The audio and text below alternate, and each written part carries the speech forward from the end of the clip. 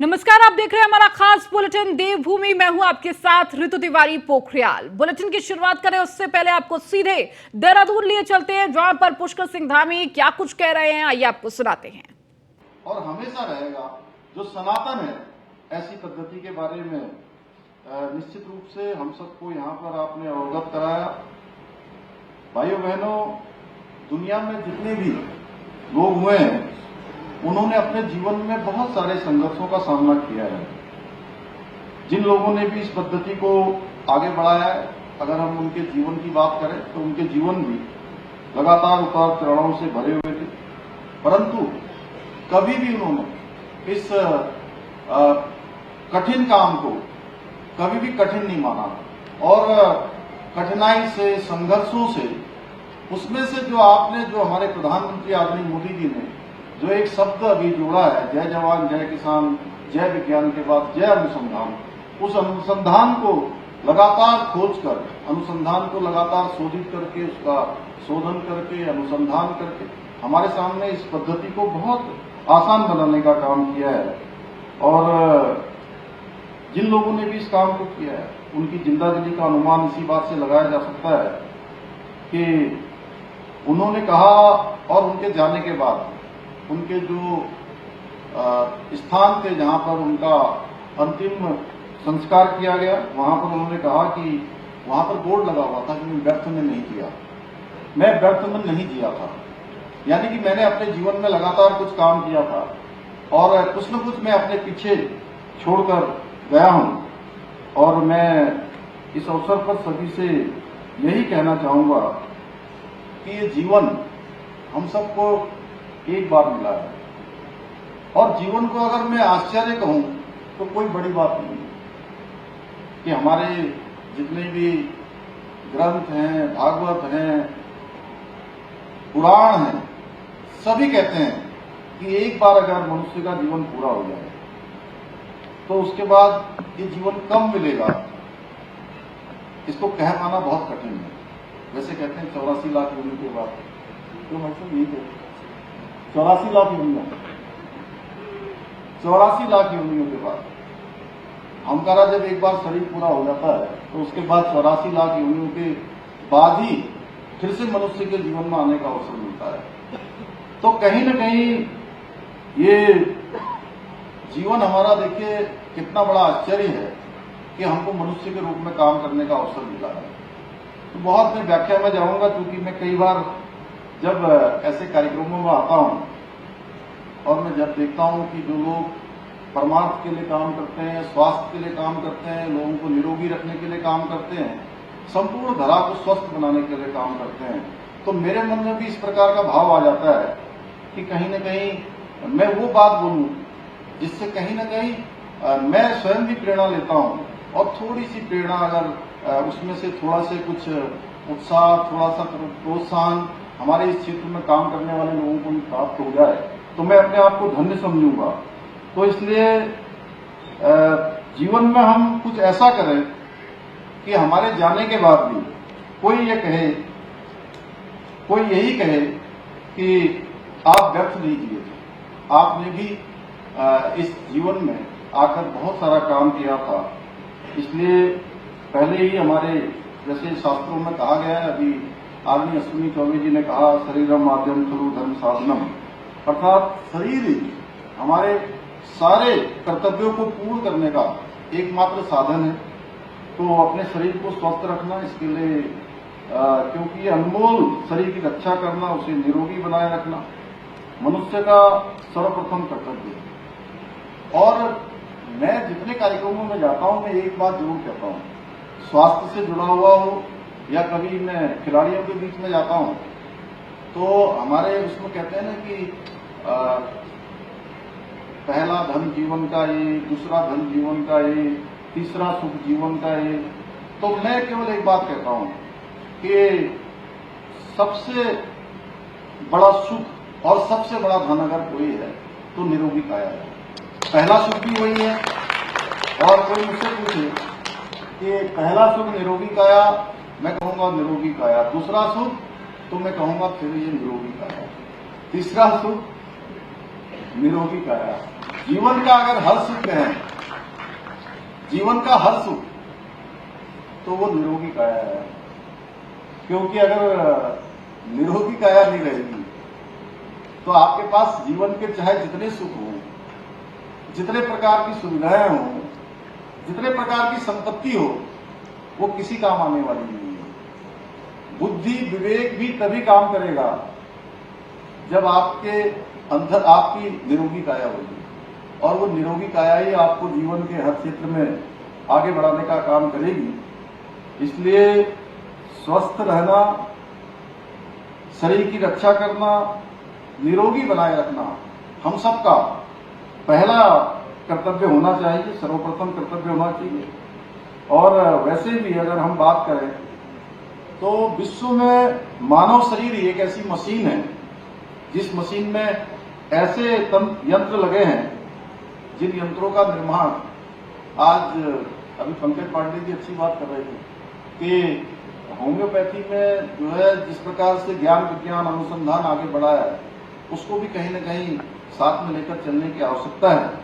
लेकिन जो ये मानव शरीर है, ये इस प्रकार का यंत्र है कि विज्ञान के जितने भी प्रयोग इसमें हो जाए, जितने भी अनुसंधान हो जाए, लेकिन कितने भी प्रयोगों के द्वारा ऐसा मानव का शरीर बनाना और ऐसा इंजन जो इसमें लगा है, जो 24 घंटे चलता है, जिसे हम हृदय कहते हैं, ये बनाना जो है किसी ज्ञान विज्ञान अनुसंधान की बस की बात नहीं है, जो भगवान ने बनाया हुआ है। ये हमारा ही शरीर है जहां ये यंत्र लगा है और ये 24 घंटे एक्टिव रहता है, सोचता है, विचारता है, जिसे हम मस्तिष्क कहते हैं।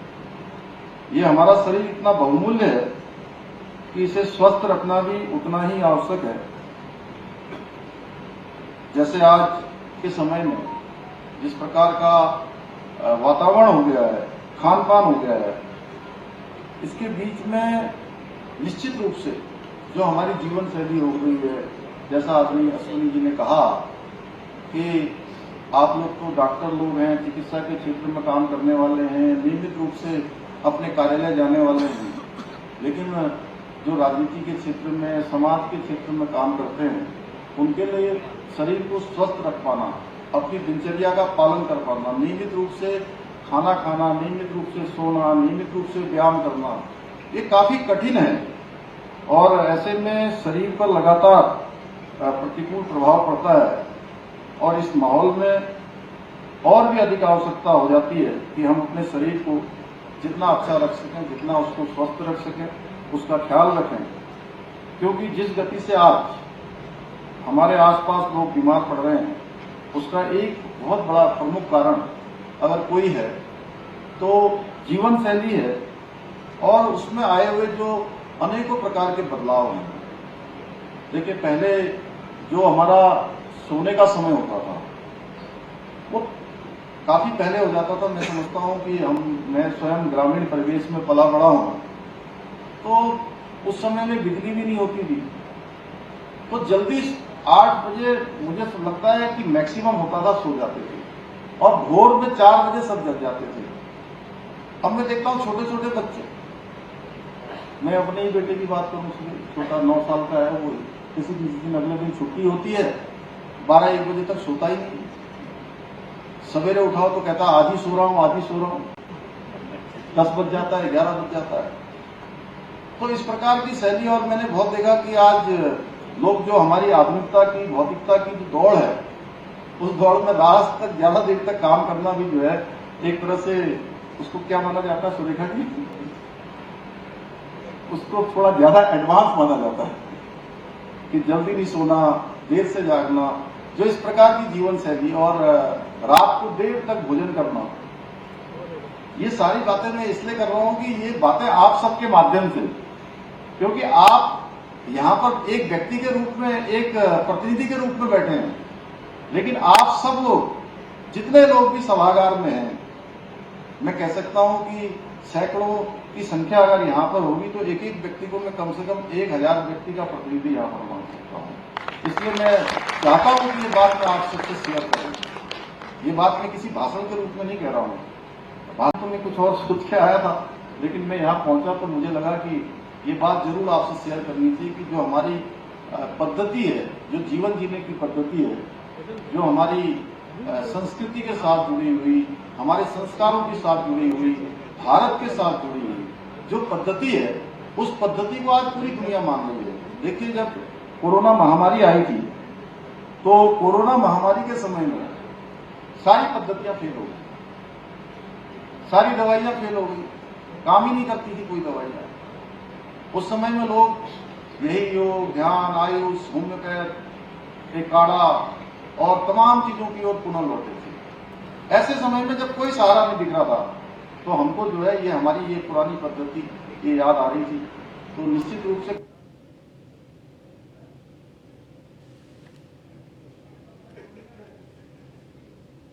तो होम्योकॉन 2023 से आप सीएम पुष्कर सिंह धामी को सुन रहे थे, जहां उन्होंने शिरकत की। आप खबरों में आगे बढ़ेंगे। विकासनगर से बड़ी खबर आ रही है, जहां मौसम विभाग ने जारी किया है अलर्ट। तूफान के साथ बारिश होने की संभावना, धूल भरी आंधी को लेकर भी अलर्ट जारी हुआ है। जल्द बदल सकता है मौसम का मिजाज। तो तूफान के साथ बारिश होने की संभावना जताई गई है। तो मौसम का जो मिजाज है वो अब बदलता हुआ नजर आ सकता है। धूल भरी आंधी को लेकर भी अलर्ट मौसम विभाग ने जारी किया है। तो जल्द बदल सकता है मौसम का मिजाज। तो धूल भरी आंधी के साथ हल्की बारिश और मौसम में बदलाव का अलर्ट जारी हुआ है। विकासनगर से ये बड़ी खबर, मौसम विभाग ने अलर्ट जारी किया है। तो तूफान के साथ बारिश होने की संभावना।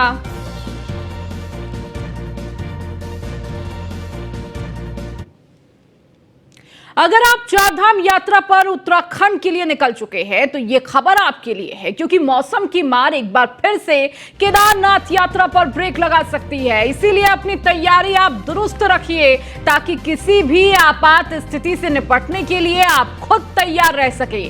उत्तराखंड सरकार ने भी पूरी तैयारी रखी है ताकि यात्रियों को असुविधा ना हो, लेकिन आपकी खुद की तैयारी भी बेहद जरूरी है, क्योंकि उत्तराखंड में चारधाम यात्रा शुरू होने के बाद ये दूसरा मौका है जब वह खराब मौसम का बड़ा अलर्ट जारी किया गया है। जाहिर है यात्रा पर भी उसका असर पड़ना तय है। ताजा अलर्ट 17 मई तक का है। इस दौरान मैदानी इलाकों में तापमान बढ़ने और पहाड़ी इलाकों में भारी बारिश का येलो अलर्ट जारी हुआ है। इससे पहले 2 मई को भी खराब मौसम के चलते यात्रा रोक दी गई थी। इस दौरान गौरीकुंड तक 18,000 यात्री रोके गए थे। बाकी बारिश के चलते यात्री होटल, लॉज और हट्स के कमरों में यात्री दुबके हुए थे। यात्रा रुकने की वजह से सैकड़ों यात्रियों का शेड्यूल भी बिगड़ गया था। सवाल उठता है कि क्या एक बार फिर मौसम विभाग की मार यात्रा पर ब्रेक लगा देगी, क्योंकि ऐसा हुआ तो एक बार फिर श्रद्धालुओं को मुश्किलों से जूझने के लिए तैयार रहना होगा।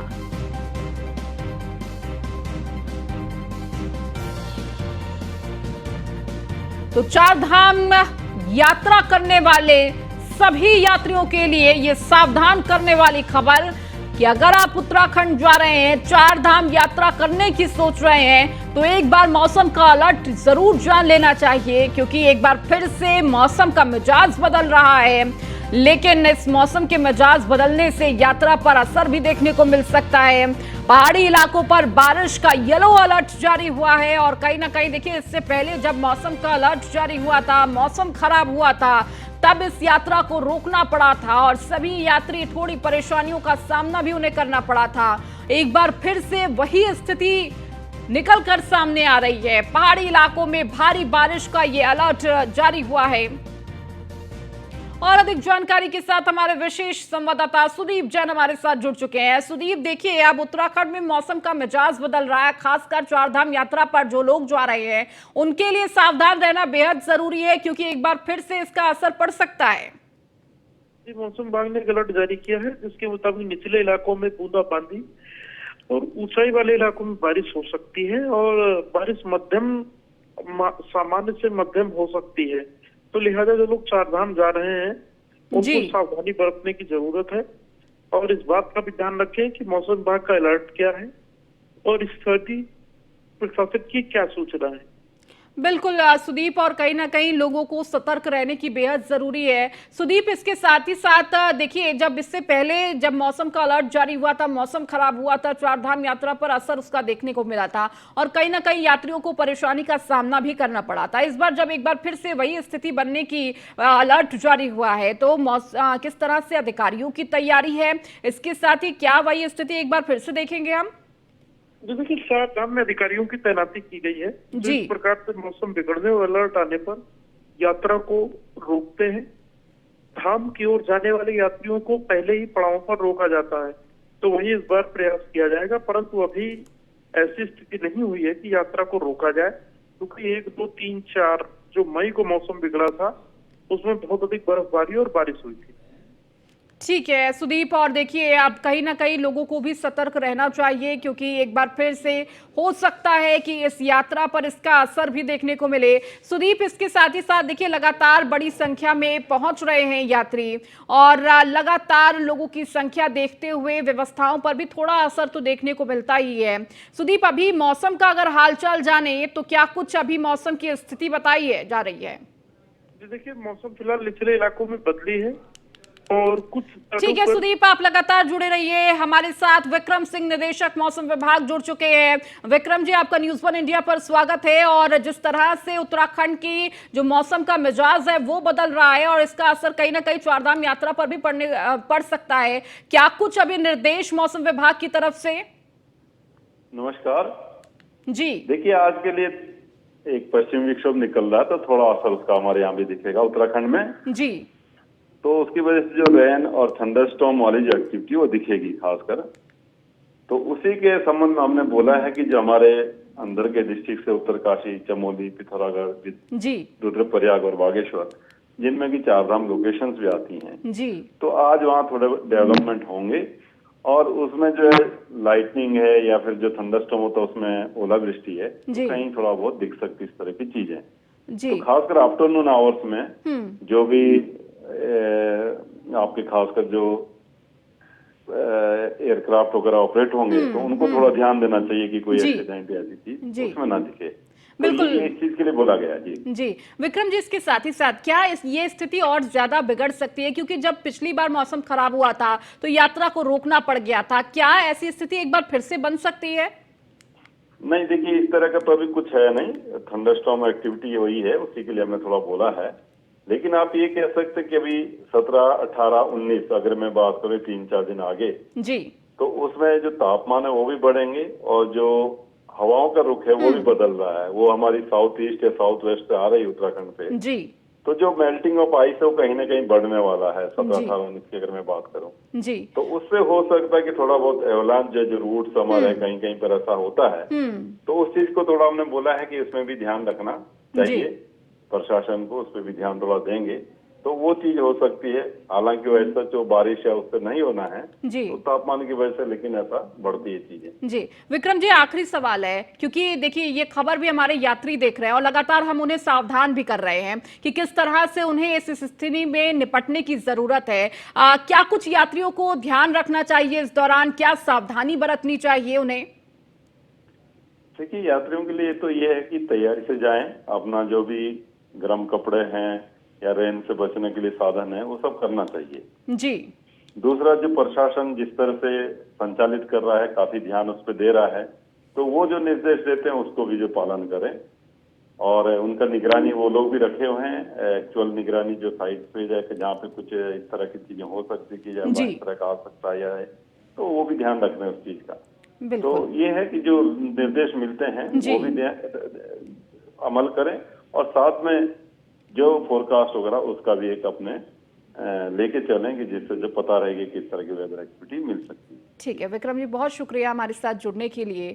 और देखिए लगातार मौसम को लेकर उन्होंने बताया कि किस तरह से यात्रियों को भी सावधान रहना चाहिए और लगातार मौसम विभाग मौसम पर नजर बनाए हुए है और अलर्ट भी जारी कर रहा है। हालांकि वैसी स्थिति नहीं होगी कि चारधाम यात्रा को रोका जा सके, लेकिन आपको सावधान रहने की बेहद जरूरी है, क्योंकि जल्द मौसम बदल सकता है, बारिश हो सकती है, तूफान आ सकता है और इस दौरान किस तरह से आपको पहले से ही तैयार रहना है, सावधान रहना है, ये बेहद जरूरी है।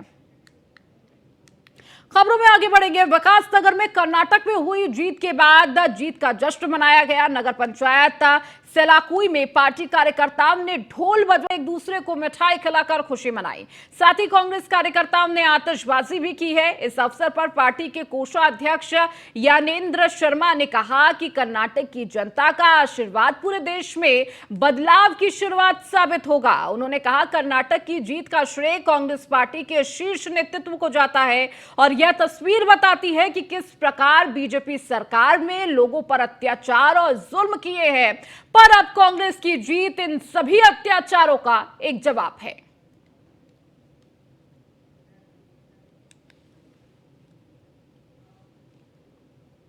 उत्तराखंड में मौसम विभाग की तरफ से बारिश को लेकर अलर्ट जारी किया है। जहां मैदानी जिलों में मौसम तापमान बढ़ने का अंदेशा जताया गया है, तो वहीं पहाड़ी जिलों में 17 मई तक बारिश होने की आशंका जताई गई है। मौसम विभाग ने 17 मई तक चमोली, उत्तरकाशी, बागेश्वर, रुद्रप्रयाग और पिथौरागढ़ समेत अन्य जिलों में बारिश की संभावना जताते हुए येलो अलर्ट जारी किया है। देहरादून पहाड़ी जिलों में 17 मई तक बारिश, मौसम विभाग ने जारी किया है येलो अलर्ट।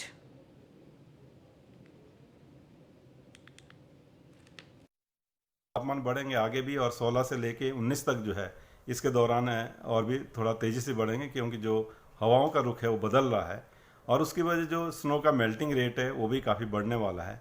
तो उसकी वजह से कहीं ना कहीं थोड़ी बहुत जो है जो केदारनाथ जी के रूट्स हैं या इसी तरह आपके जो है गंगोत्री, यमुनोत्री हैं और इवन पिथौरागढ़ डिस्ट्रिक्ट उसकी हाई रिचेज में है। तो जो अंदर के डिस्ट्रिक्ट है उनके हाई रिचेज में जो एवलांच की जो थोड़ी बहुत संभावना है वो 17 से लेके 19 के बीच में वो बनती है। प्लस माइनस 1 डे और भी आप कर सकते हैं, प्लस 1 डे और भी कर सकते हैं।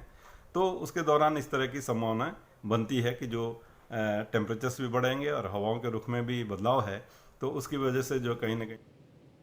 अब बात लक्सर की, जहां पर लक्सर में महिलाएं द केरला स्टोरी देखने के लिए काफी उत्साहित नजर आई। महिलाएं इस फिल्म के लिए दूसरी महिलाओं को भी जागरूक कर रही हैं। महिलाओं की टोली एक साथ फिल्म द केरला स्टोरी देखने के लिए पहुंच रही है। सभी महिलाएं अपना खर्च खुद वहन कर रही हैं, लेकिन फिल्म देखने के एक साथ जा रही हैं, जिससे ज्यादा से ज्यादा महिलाओं को फिल्म देखने के लिए जागरूक किया जा सके। यूथ की ओर बढ़ते जा रहे हैं। अब हम लोग भी बड़े हो चुके हैं। जो हमारी छोटी छोटी जनरेशन है उनको तो हम एकदम नहीं दिखा सकते हैं। तो ये बड़ी जो जनरेशन अब बढ़ती जा रही है उसके लिए बहुत अच्छी मूवी है और जिसका भी ट्रेलर देखा गया है। अब बोल रहे हैं कि ये कास्ट बेस पे इसको रोकना चाहिए, ऐसा कुछ नहीं है सर। इसे पता लगता है कि ये कास्ट के ऊपर नहीं बनाई गई रियल, ये दिखाया जाता है कि क्या हो रहा है आजकल जनरेशन के अंदर और ये जो हमारी सोशल है इन्वायरमेंट में कैसे चेंजेस आ रहे हैं। हमारा एक ही रीजन है कि जैसे देश के हालात है और केरला के हालात सामने आए हैं, उन्हें मद्देनजर हम ये चाहते हैं हमारी बहनें और बेटियां इसके प्रति जागरूक हो और किसी षड्यंत्र में ना फंसे और अपने आप को सुरक्षित रहे। और मैं भारत सरकार से और अपने राज्य सरकार से ये निवेदन करूंगी इस फिल्म को टैक्स फ्री कराए और जो गांव और देहात की लड़कियां हैं उन्हें सुविधा दी जाए जिससे वो भी इस फिल्म को देख सके। इसका प्रचार प्रसार पूर्ण रूप से होना चाहिए जिससे हमारी बेटियां को एक। विकासनगर के ग्राम पंचायत कुंजा ग्रांट में घरों से निकलने वाले गंदे पानी ग्रामीणों के लिए परेशानी का सबब बना हुआ है, जिन कारणों के घरों के आगे कई महीनों से जलभराव की समस्या से ग्रामीण जूझ रहे हैं। वहीं ग्रामीणों का कहना है कि समस्या के समाधान के लिए कई महीने से हर संभव प्रयास कर रहे हैं, हर एक जिम्मेदार का दरवाजा खटखटा रहे हैं, पर हर जगह निराशा ही हाथ लगी है। समस्या का समाधान किसी भी जनप्रतिनिधि और जिम्मेदार ने नहीं कराया, जिस कारण मलेरिया, हैजा, डेंगू जैसी बीमारियों का खतरा अब ग्रामीणों पर मंडराने लगा है। अब निराश ग्रामीणों ने मीडिया के माध्यम से डीएम देहरादून से समस्या का समाधान किए जाने की गुहार लगाई है। तो विकासनगर में किस तरह से जलभराव की समस्या सामने आ रही है ग्रामीणों के सामने, आखिर इसकी जिम्मेदारी कौन लेगा, कौन इस स्थिति से निपटेगा, ये सवाल ग्रामीण कर रहे हैं, क्योंकि इन्होंने हर दरवाजा खटखटा लिया है, जनप्रतिनिधि के हर दरवाजे पर जा चुके हैं, लेकिन किसी भी तरह से समस्या का समाधान नहीं निकला है और ना ही इनकी समस्याओं पर कोई गौर कर रहा है। हरिद्वार के बहादुराबाद थाना क्षेत्र के कोर कॉलेज के पास देर रात पुलिस और बदमाशों के बीच मुठभेड़ हुई है। मुठभेड़ में बदमाशों की गोली से एसओजी एक पुलिसकर्मी घायल हो गया है, जिसके बाद पुलिस ने भी बदमाशों पर जवाबी फायर की है और पुलिस की फायरिंग से एक गोली बदमाश के पैर में लग गई है, जबकि 2 बदमाश मौके से फरार हो गए हैं। घायल बदमाश और पुलिसकर्मी को तुरंत रुड़की सिविल हॉस्पिटल में भर्ती कराया गया है। कुछ आपराधिक वारदात के लिए कुछ बदमाश आ सकते हैं, इस पर हमारी एसओजी की टीम लगी हुई थी पहले से गोपनीय सूचना संकलन में। और आज कोर कॉलेज के पास हमारी 3 बदमाश थे जिनकी सूचना प्राप्त हुई थी, जिस पर थाना बहादुराबाद एसओजी की टीम वहाँ पहुँची वहाँ पर, और जब उनको पकड़ने का प्रयास किया गया तो उनके द्वारा फायरिंग की गई, जिसमें एक बदमाश के तो गोली लगी पुलिस की तरफ से, एक हमारा एसओजी का कांस्टेबल है वो इंजर्ड हुआ है, जिसको अभी हॉस्पिटल में देखा गया है। नॉर्मल अभी चीज़ें लग रही हैं यहाँ पर, पूछा गया डॉक्टर से। साथ ही साथ इसमें 2 अन्य लोग थे जिसपे जो फरार हुए मौके से, जिसकी कॉम्बिंग चल रही है। अब चूंकि क्या पूरी वारदात थी, किस लिए आए थे, लेकिन अभी तक ये पता चला है कि जिन बदमाशों को गोली लगी है वो पहले भी पूर्व में गौकशी के बहुत सारे मामलों में वांछित रहे और अपराध किया है, और साथ ही साथ यहाँ पर किस उद्देश्य से आ रहे थे, यहाँ पर किस वारदात को और अंजाम देना था। चलिए, इस बुलेटिन में फिलहाल इतना ही। बने रहिए न्यूज़ 1 इंडिया के साथ।